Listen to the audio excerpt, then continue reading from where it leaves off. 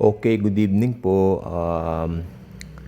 Medyo masama po ang pakiramdam ko kanina. Kaya ngayon lang ako mag-vlog, ano. So, ang atin pong pag-uusapan ngayon ay ang Saint Malachy Prophecy. Sino po ba si Saint Malachy? Ang alam ko lang po na buhay siya noong 12th century.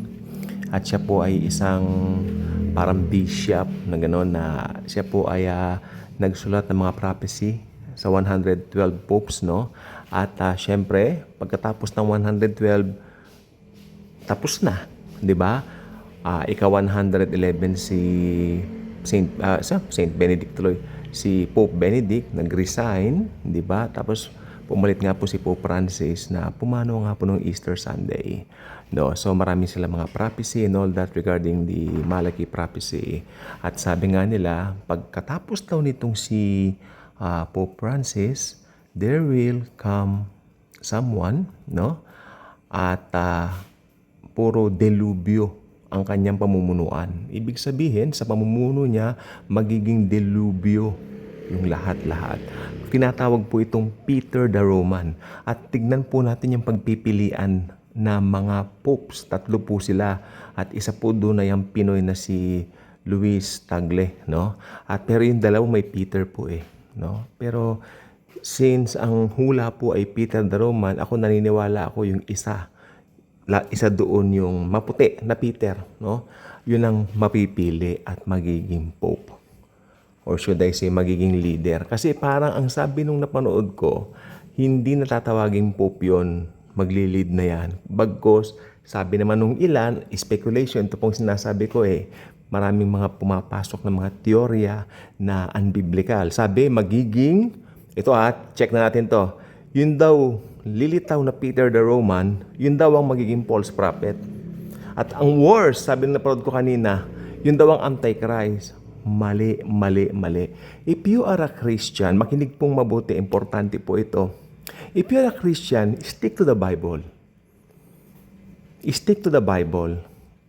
Yung merong mga shaky grounds na mga prophecy, maski sabihin mong natutupad pa, hula ng isang tao, hula ng ganito, ng ganyan. Mas ngayon kay Nostradamus, hindi kinukonsider Although, believe din ako sa kanya, kay Nostradamus, marami siyang nahulaan na nagkatotoo.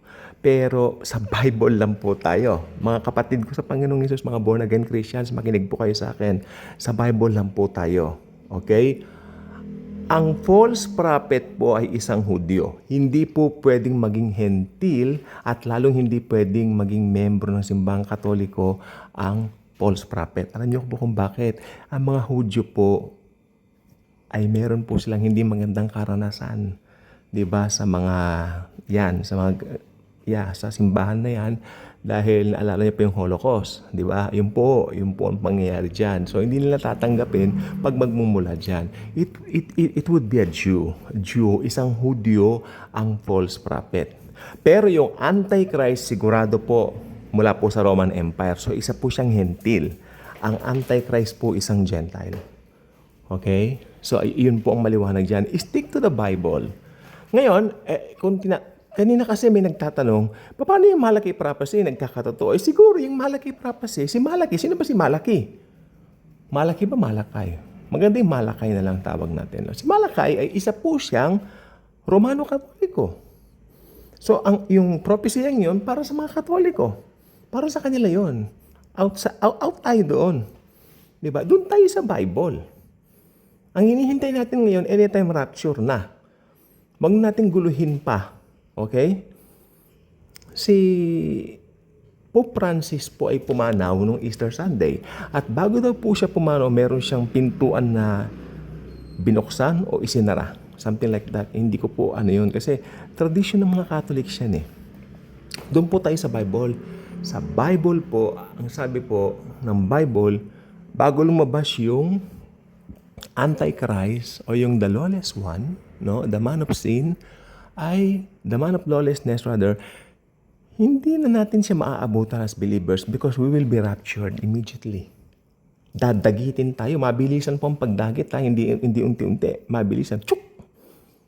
In a twinkling of an eye. Yung dati po namin pastong may paliwanag dyan, mas mabilis pa raw sa pagkurap ng mata, sabi niya, and I agree. So, yung mga prophecy ng ganyan, ng ganito, ni Nostradamus, ay, actually, we can say, pake ko. Di ba? I don't care kung tutuusin. Pero since pinag-uusapan din lang, pwede tayong makisawsaw, pero in a sense na alam mo kung ano yung pinaniniwalaan mo. Sa Bible lang po tayo. Yun ang pong gusto ko pong sabihin. Okay? So, nakakatuwa po kanina eh. So, sabi ko, medyo ititwist ko nga ito kanina umaga. Gagawa ko ng vlog. Yung nauna kong pinaskill kanina dyan, natutuwa ako eh. Kasi nga, maraming mag-react ako. Di sige, lagay natin dito. Yung nangyari kaya niyan, last pope na, yung mga ganyan-ganyan. Parang ano ko lang naman yon. Parang pangkuha lang ng attention sa inyo para i-click niyo yung video. Ayan na, sigurado po yan. Ayun po yun. Pero kung tutuusin po, ang buong katotohanan po talaga dito ay sa Bible lang po tayo. We are waiting for the rapture anytime. Ang tignan po natin dito, actually hindi yung Roman Catholic Church. Ang tignan po natin timetable natin dito, time clock natin, itong Israel.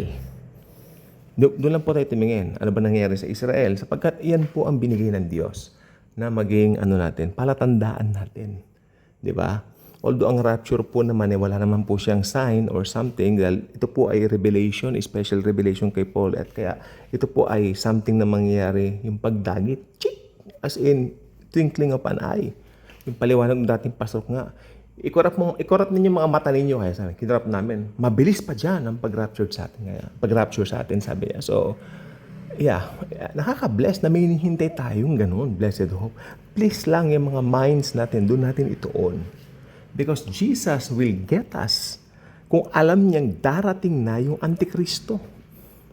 Sa kalendaryo pa rin yan. Hindi sa kalendaryo natin, di ba? So, relax lang tayo, cool lang tayo, okay? So, yung Malakay prophecy, ewan ko po sa inyo, kung gusto niyo mag-involve dyan, di bahala kayo. Pero kung tutuusin lang po wala naman tayong involvement dyan, okay? God bless.